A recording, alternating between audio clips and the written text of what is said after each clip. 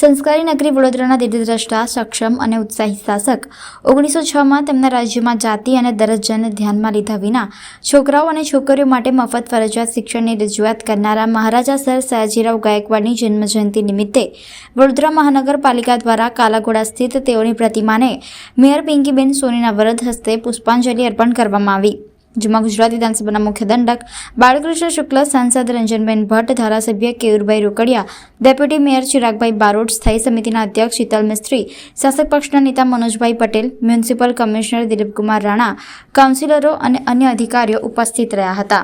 Sir Sayajirao Gaekwad મહારાજા સાહેબને આજે પુષ્પાંજલિ અર્પણ કરી છે. વડોદરા સ્ટેટ એવું સ્ટેટ છે અને એમાંનું વડોદરા શહેર એક સંસ્કારી નગરી છે.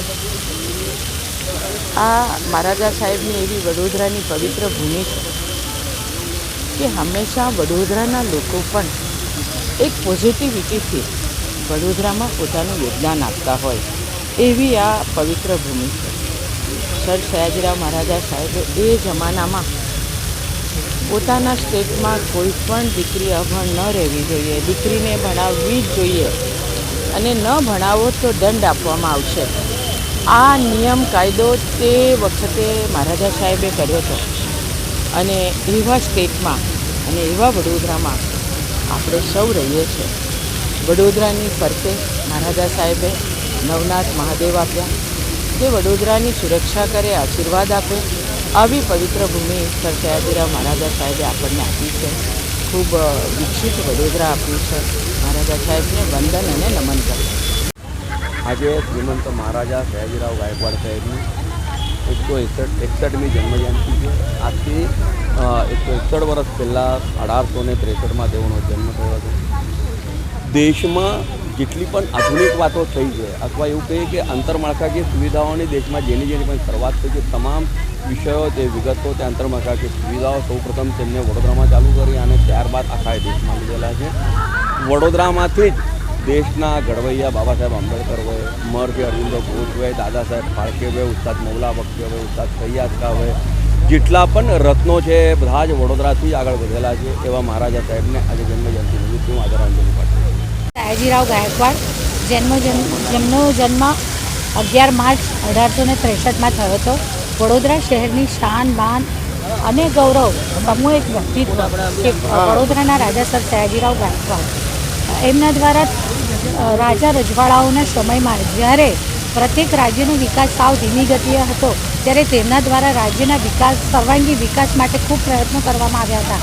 પછી તે શિક્ષણ હોય, કલા હોય, જ્ઞાન હોય, શિક્ષણનું ક્ષેત્ર હોય કે પછી ઇન્ફ્રાસ્ટ્રક્ચર હોય, એમના દ્વારા બનાવેલી મૂળ વડોદરા નગરીની પાણી વિતરણની વ્યવસ્થા હોય કે પછી ગટર વ્યવસ્થા હોય કે પાણી માટે સમગ્ર વર્ષ દરમિયાન સમગ્ર શહેરને પીવાનું પાણી પૂરતું મળી રહે તે માટેનું ઉત્કૃષ્ટ આયોજન હોય. કોઈ પણ ક્ષેત્ર એવું ન હતું જેમાં તેમના દ્વારા કોઈ ઉત્તમ અનુપમ પ્રયાસો કરવામાં આવ્યા ન હોય. ત્યારે તે સમયમાં તેમના દ્વારા શિક્ષણ ફરજિયાત કરવામાં આવ્યું હતું. દારૂબંધીનો પણ અમલ કડક રીતે કરાવવામાં આવ્યો હતો અને કન્યા શિક્ષણ માટે ખાસ ભાર મૂકવામાં આવ્યો હતો.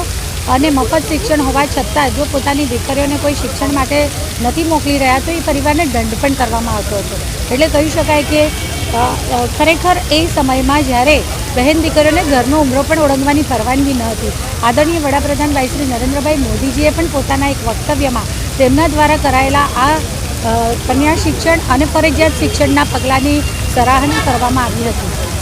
આજે પ્રતિવર્ષ વડોદરા શહેરમાં કરવામાં આવે છે, તેમ આજે પણ વડોદરા મહાનગરપાલિકા દ્વારા સયાજીગંજ ખાતે તેમની પ્રતિમાને પુષ્પાંજલિ અર્પણ કરવામાં આવી, જેમાં સૌ સાથે કોર્પોરેશનના પદાધિકારીઓ, સાંસદશ્રી, ગુજરાત રાજ્યના દંડકશ્રીને સૌ સાથે ઉપસ્થિત રહી, સૌ કોર્પોરેટરો સૌ સાથે ઉપસ્થિત રહીને તેમને શ્રદ્ધાસુમન